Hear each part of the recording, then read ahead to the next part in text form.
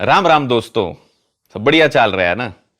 देखो, सबसे पहले तो संदीप भैया को जो आपने इतना प्यार दिया है ना, उसके लिए मैं आभार प्रकट करना चाहता हूँ। आज मैं आपको ऐसी कहानी बताने जा रहा हूँ जो कहानी एकदम संदीप भैया से मिलती जुलती है। मतलब ऐसा समझ लो, एक ही सिक्के के दो पहलू हैं। एमपी के छोटे से गांव में पला बड़ा एक सरकारी टीचर का छोरा, आज उसकी फैन फॉलोइंग इतनी घनी है कि कमेंट सेक्शन हैंग हो जाता है।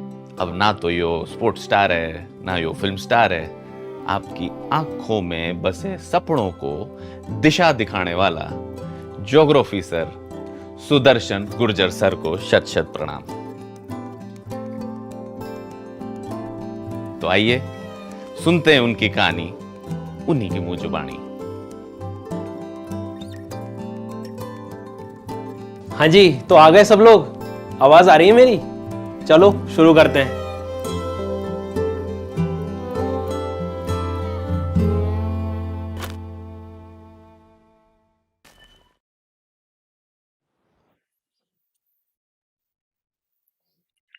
तो फिर आज शुरू करेंगे ज्योग्राफी, यूपीएससी की नहीं, मेरी लाइफ की। तो मैं सुदर्शन गुर्जर, अनअकैडमी इंडिया का सबसे बड़ा लर्निंग प्लेटफॉर्म, वहाँ पर मैं यूपीएससी की तैयारी कराता हूँ। एक ज्योग्राफी और एनवायरनमेंट का एजुकेटर हूँ। पिछले 5 साल से अनअकैडमी पर मैं पढ़ा रहा हूँ और इंडिया के जो सर जी, अरे जिंदगी में दिशा ना मिल रही है, ज्योग्राफी गड़बड़ा गई है, हमारा भी मूल्यांकन कर दोगे प्लीज? यार ये क्या था यार? Thank you. आप जो काम कर रहे हैं, इट्स फैंटास्टिक, इट्स क्रेजी। अरे बाप रे, आप तो मुझे भी रुला दोगे यार। ये क्या था यार? ये कुछ बता देते यार मेरे को, ऐसे थोड़ी होता है। असली हीरो जो दिखता है स्टार, वो नहीं होता है। जो मेकर होता है ना, स्टार मेकर, वो रियल होता है, और वो आप। चलिए तो फिर बाकी कहानी सुनते हैं। हाँ, तो मन ने यो बताओ कि आपका बचपन कैसा था? तो मतलब कहानी की जो शुरुआत होती है ना, वो मध्य प्रदेश के जिला हरदा का एक छोटा सा गांव है पांतलाई। वहीं से मतलब आप कह सकते हो कि मेरी अपब्रिंगिंग शुरू हुई। शुरुआत से पिताजी का जो रोल था कि शिक्षा बहुत ज़रूरी है, and that is the reason कि उन्होंने मुझे पहले से ही मतलब पढ़ने के लिए दिशा में भेज दिया था। उनका कहना भी था कि आप जो काम कर रहे हो वो थोड़ा आप इंजॉय नहीं करोगे तो क्या ही मतलब है। ऐसे तो इनफैक्ट मैंने ये चीज़ उनसे सीखी है कि जो व्यक्ति सुबह से 5 से शाम को 9 तक पढ़ा सकता है तो वो कुछ भी कर सकता है। बहुत बड़ा रोल रहा है इनका हमारे जीवन में डिसिप्लिन लाने का।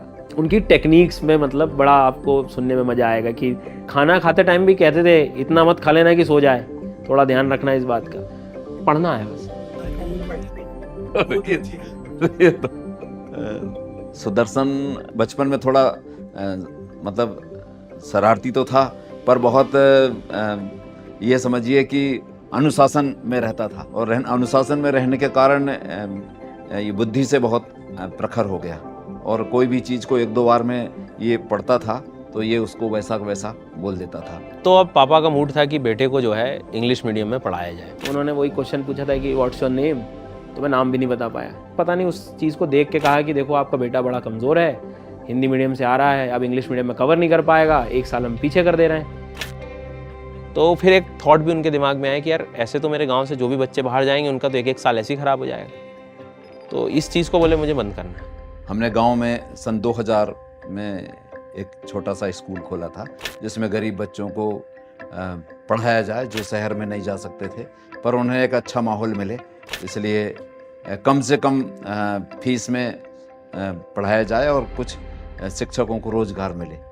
एंड वो स्कूल का इम्पैक्ट आज तक है कि अभी मतलब 23 साल होने वाले हैं तो अभी तक चल रहा है वो स्कूल। वो एक ही नियत है कि बस गांव की पीढ़ी सुधरती रहे, दैट इज़ द थिंग। मतलब 10th के पहले तक आप देखोगे तो बिल्कुल 90s में मार्क्स आ रहे हैं, एकदम चीज़ें ऐसी सामने चल रही हैं। बिल्कुल ऐसा लगता था कि अरे पिताजी बढ़िया मैथ्स के टीचर हैं तो बेटा तो उसका उल्टा हुआ 12th में सबसे कम मार्क्स मैथ्स में भाई साहब। ना क्या बात कर रहे हो?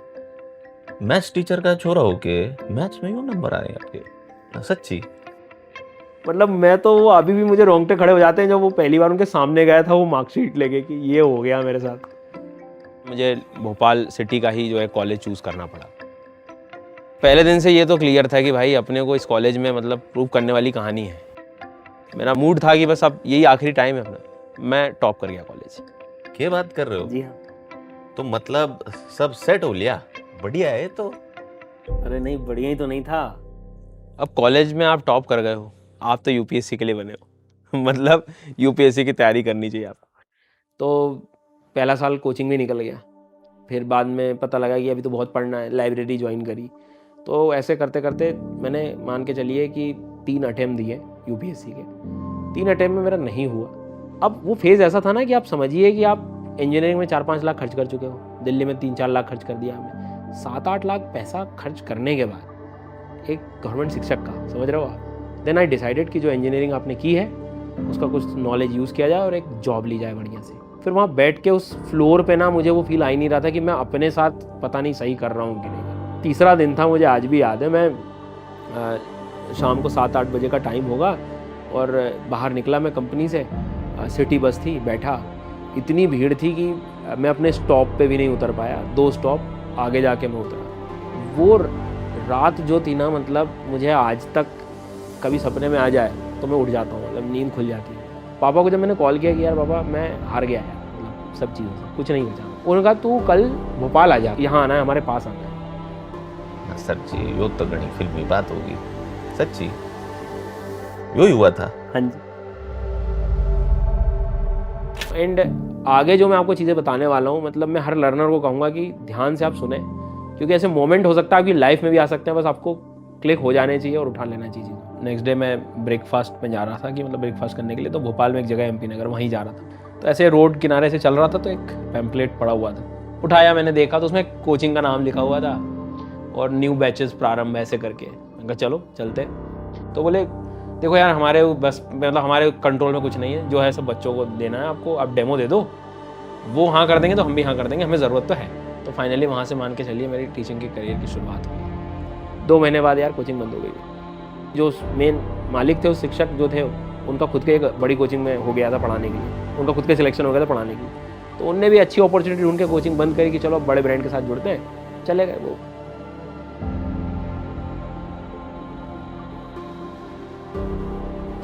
दो दिन बाद एक कॉल आता है ग्वालियर से, उन्हीं सर का, कि यार देखो मैं आ तो गया हूँ लेकिन यहाँ बच्चे बहुत हैं और मेरे से हैंडल भी नहीं हो रहा इतने बैचेस, और तुम्हारी ज़रूरत है, तुम आ सकते हो तो आ सकते हो, तो एक मौका है तुम्हारे लिए। हाँ लेकिन भाई मैं गारंटी नहीं ले रहा हूँ तुम्हारी, आके तुम्हें बताना पड़ेगा, डेमो देना पड़ेगा, उनको पसंद आएगा तो ठीक है। आप बिलीव नहीं करेंगे कि मतलब वो बच्चे मतलब इस लेवल तक तैयार हो गए थे कि अब पढ़ेंगे तो हम इन्हीं से पढ़ेंगे। कुछ और भी टीचर्स थे, उनका भी उनको समझ आ रहा था, लेकिन उनको जब यदि प्रेफरेंस दिया जाएगा तो वही बात आ गई थी कि नहीं सर से ही पढ़ना है अब तो हमें। तो वो चीज़ भी मुझे आज भी याद है कि लर्नर्स का हमेशा सपोर्ट रहा है मेरे साथ। ये तो बड़ी कसूती बात कर दी आपने। पढ़ाओ तो ऐसा पढ़ाओ कि 4 लोग बोले भाई इनके बिना ना पढ़ना हमें। सर जी ये सब मेहनत है, सोचा नहीं था कि अपनी स्टाइल बन जाएगी, बट कर रहे हैं प्रयास ना। पर अन अकेडमी में आपने घने झंडे गाड़े, कुछ तो पीछे भी दिख रहे हैं मन, तो बहुत बढ़िया है।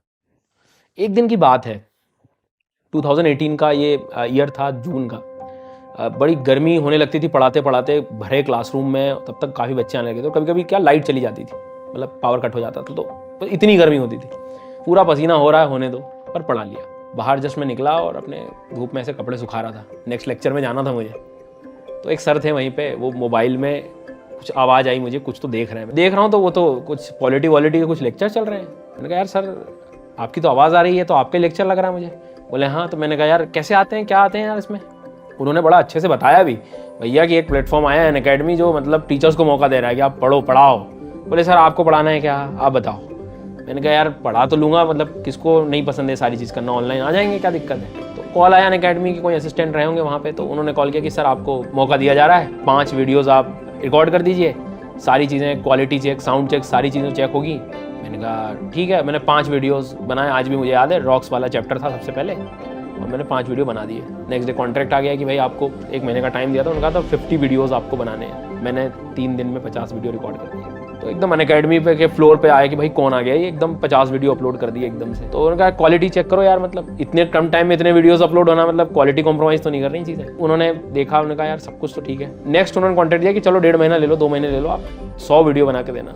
मैंने 7वें 8वें दिन 100 वीडियो रिकॉर्ड करके दे लिए, रात भर वीडियो रिकॉर्ड किए। कुछ वीडियोज़ में तो ऐसे भी कि सुबह की मंदिर की घंटी की आवाज़ भी आ रही है उसमें। मैप का जब मैंने कोर्स डाला है और जो बच्चों ने मुझे फीडबैक दिया, उनकी जो कमेंट सेक्शन को देखा है मैंने, हर दिन मेरी एनर्जी डबल होती गई पढ़ाने के लिए। नॉर्मली जो चीज़ें लिस्ट से पढ़ी जाती थी, बुक्स में लाइन बाय लाइन पढ़ी जाती थी, मैंने उनको सारी चीज़ों को मैप पे निकाल दिया और कुछ ही दिन में आप कहते हैं कि फॉलोवर्स बिल्कुल तेज़ी से बढ़ने लगे। इनमें एक ऐसा दिन भी था जब मैंने करीब 17-18 घंटे तक रिकॉर्डिंग करी है।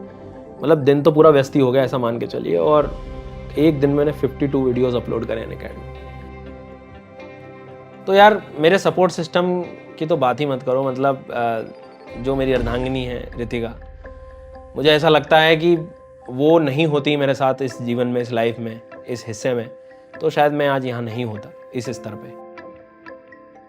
इन्होंने जब अनअकैडमी ज्वाइन की तब स्टार्टिंग में कंटेंट बनाने में भी बहुत टाइम लगता था, तो ये एक ही चेयर पे या एक ही सीटिंग में बैठ के कंटेंट बनाना, देन लाइव क्लासेस लेना और फिर वहीं पे चाय नाश्ता पूरे टाइम 19-20 ऐसे आवर्स एक ही जगह पर बैठ के काम करते थे। मतलब बिल्कुल 5 मिनट्स का टाइम भी ख़राब नहीं होना चाहिए मेरा।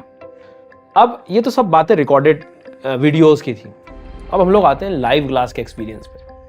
अनअकैडमी लाइव क्लास जब एक्सपीरियंस शुरू हुआ तो इतना ज़्यादा, मतलब मैं तो खुश था, क्योंकि अब तक सिर्फ बच्चों को मैंने वीडियोस के जो कमेंट्स आते थे वो एकदम उनके लाइव इंटरेक्शन में कहानी शुरू करी।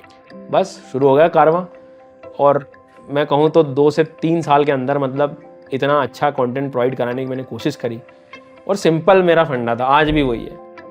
शिक्षक का काम मुझे लगता है कि चीज़ों को आसान करना। किताबें तो बहुत अच्छा पढ़ा सकती हैं। तो यार अनअकैडमी की ये पूरी 5 साल की जर्नी मेरे लिए इतनी ज़्यादा मायने रखती है। मेरे पढ़ाने से नहीं, लर्नर्स के उस प्यार से, उनके उस कमेंट सेक्शन से। हालांकि ऐसे फिजिकली इतना तो ऐसे पढ़ा नहीं पाया मैं, पर वो मेरे लिए कमेंट सेक्शन ही ऐसा होता है। बहुत एनर्जी मिली, इतनी एनर्जी कि मतलब पिछले 5 सालों में 3.5 लाख से भी ज़्यादा बच्चे मुझसे जुड़ चुके हैं इस प्लेटफॉर्म पर। वॉच टाइम की बात करें तो 600 मिलियन से भी ज़्यादा है। हालांकि ये सब डेटा है मेरे लिए। मुझे जो इंस्पायर करता है ना, वो ऊर्जा जो है वो लर्नर्स की मेन। क्योंकि हर दिन आप अपने शौक के लिए, इनके लिए, पैसे के लिए कोशिश कर सकते हैं पढ़ाने की, लेकिन एक्चुअल में आप पढ़ा नहीं पाएंगे। आपको एक अलग पुश चाहिए, और मुझे ऐसा लगता है कि वो बच्चों से ही आता है। मुझे और कुछ नहीं चाहिए। लड़ाइयाँ कर ली हैं मैंने इन क्लासेस के लिए और आगे करता रहूँगा, लेकिन ये नॉलेज जो है देने की जो प्रोसेस है, ये मेरी ओर से तो अभी रुकने वाली नहीं है, जब तक कि इंडिया के हर कोने में, हर गांव में मैंने पहुंच जाऊँ। तो आगे का क्या प्लान है आपका? गांव में मैंने एक ऐसे स्कॉलरशिप टेस्ट का सोचा है कि कोई भी बच्चा जो 12th पास कर चुका है वो उसको देगा। उसमें एक बच्चा जो मतलब अच्छा परफॉर्म करेगा उसको मैं फ्री UPSC की कोचिंग कराऊंगा। उस वजह से कोई और बेहतर स्थिति चली जाए और गांव की स्थिति और ठीक हो जाए, क्योंकि मैंने गांव से बहुत लिया है। अब मेरी बारी गांव को कुछ देने की। सर एक बात तो है, आप कमाल तो कर रहे हो सर, बस प्रयास है। झंडे गाड़ रहे हो आप, बहुत बढ़िया। मतलब वाकई मैं कहूँ ना कि ऐसी टीचिंग को देखकर ऐसा लगता है कि टीचिंग में कोई बात है। अपने टीचिंग को खूबसूरत बना दिए। सो बहुत बहुत धन्यवाद उसके लिए। तो बहुत मज़ा आया आपको मिलकर। बिल्कुल सर, बहुत कुछ सीखने को मिला मुझे। अरे बस, और आप सिखाते रहो। 30 बच्चों से 3 लाख बच्चों तक पहुंचने का मौका मुझे अनअकैडमी ने दिया, और ये नंबर हमेशा बढ़ता चला जाएगा। चलो अब समय हो गया है क्लास का। तो बच्चों, आवाज़ आ रही है मेरी? कैसे हैं आप लोग? कल क्या पढ़ा था बताइए यार।